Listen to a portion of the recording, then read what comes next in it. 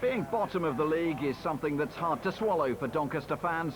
Demonstrations and protests against Ken Richardson, who runs the club, have characterised recent matches.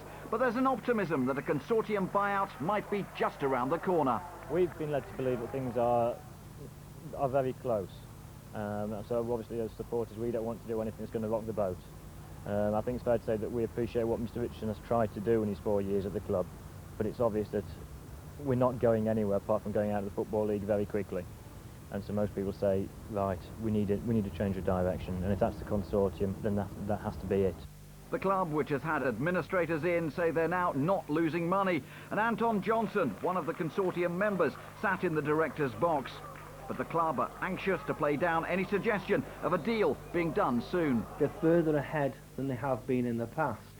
That doesn't mean something's imminent. It certainly isn't that case. They're just further ahead than they have been in the past. They are at least talking, but I still think they're a long way away from actually doing anything. In the meantime, Dave Cowling is the man who has to try and put things right on the field at least. This was his first home match, having taken control of team affairs from Richardson. While in the other dugout, it was Alan Cork's first match in charge of Swansea. And it was his team who found themselves ahead inside the opening 10 minutes. Leading scorer Tony Bird squeezing the ball in from a narrow angle to claim his 8th goal of the season. Worse followed for Doncaster. Ian Gore's back pass to goalkeeper Dean Williams 3 minutes later resulted in Dave O'Gorman making it 2-0 with only 12 minutes played. It effectively decided the game. Doncaster, without a shirt sponsor, almost got back in it though. A second-half effort by Jim Dobbin hit the woodwork. But they were made to pay further for their poor defending. 10 minutes from time, Steve Watkins' initial shot was blocked, but substitute Damien Lacey completed a 3-0 win.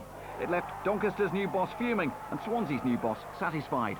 They've got what they deserved, I think, really. We've been unlucky the last couple of games. We started quite well and didn't score. I thought we were poor first half, but we scored the goal today. That's football for you, isn't it? Inept isn't the word. It's a good job this is on telly, because the language I'd like to use, you wouldn't be able to broadcast. It was an absolute disgrace. How do you go about putting it right? Somebody said to me that they need a doctor in at this club. I tell you now, it isn't a doctor this club needs, it's a surgeon. It needs major surgery. The club needs ripping apart from top to bottom and major surgery done to it, not just players, all the way through. It's a critical case. Money needs spending on the ground as well, and for the fans, changes cannot come soon enough.